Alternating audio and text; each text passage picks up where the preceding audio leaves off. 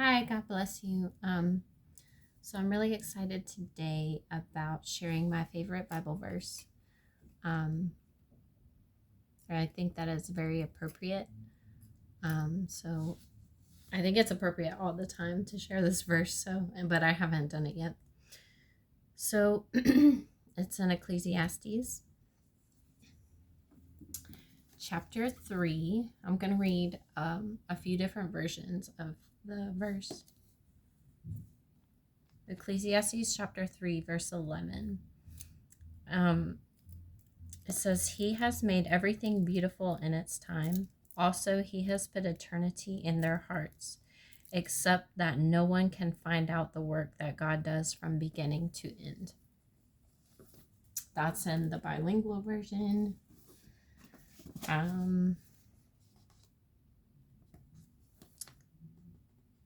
And this is the contemporary English version.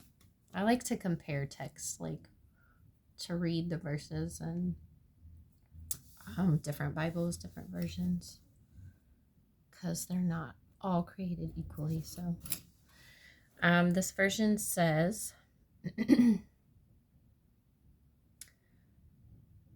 God makes everything happen at the right time, yet none of us can ever fully understand all He has done, and He puts questions in our minds about the past and the future.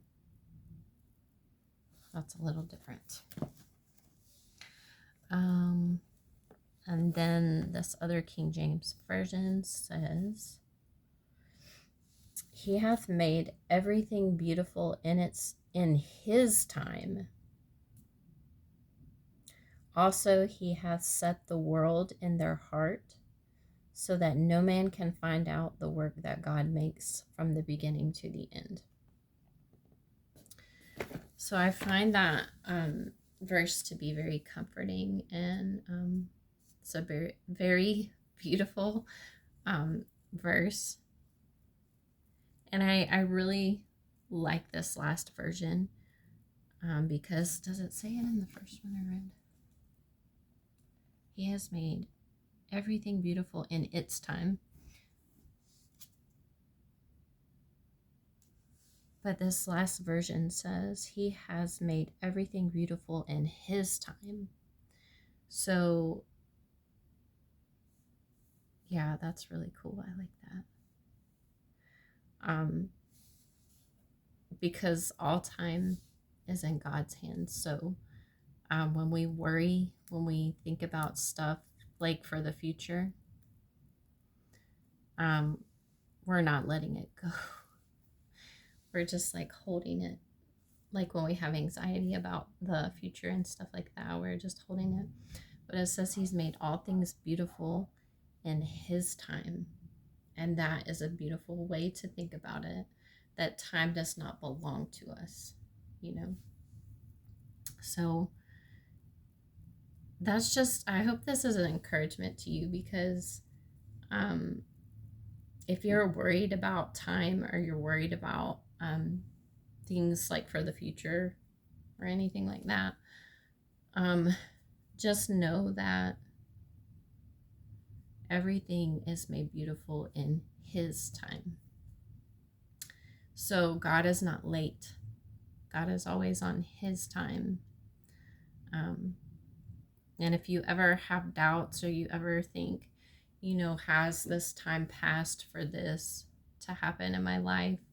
Or if you have doubts about, like I have my own doubts about, like my special needs child, like getting healed.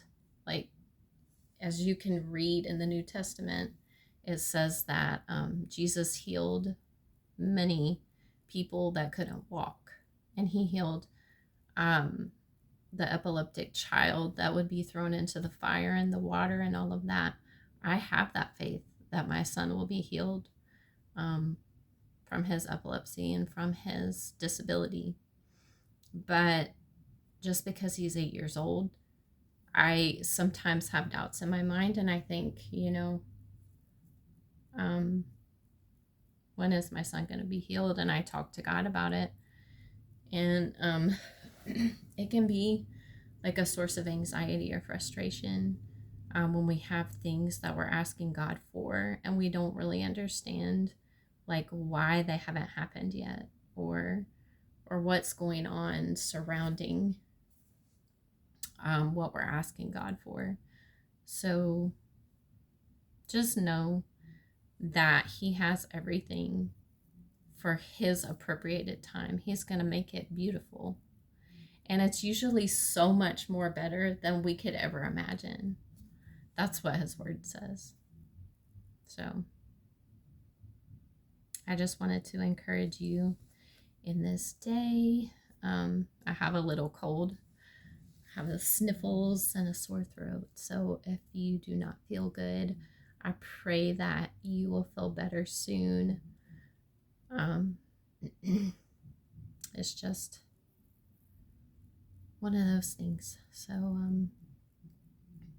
yeah, I just wanted to share this, and I wanted to encourage you to just trust in God and that He's going to take care of it, whatever it is that you're asking Him for or believing in Him for. Just remember the lady who had the issue of blood for 12 years. That's what I try to think about sometimes when I have that doubt, that she still held on to her faith in God that she would be healed. And after 12 years, she was healed. And I'm sure there are many other instances that weren't recorded that people had to wait even longer for things. So it is best to have patience and to just pursue God above all, because when we put God first, everything else falls into place. So yeah, I hope that is an encouragement to you. And yeah, I want to start doing this, like reading verses and stuff, putting up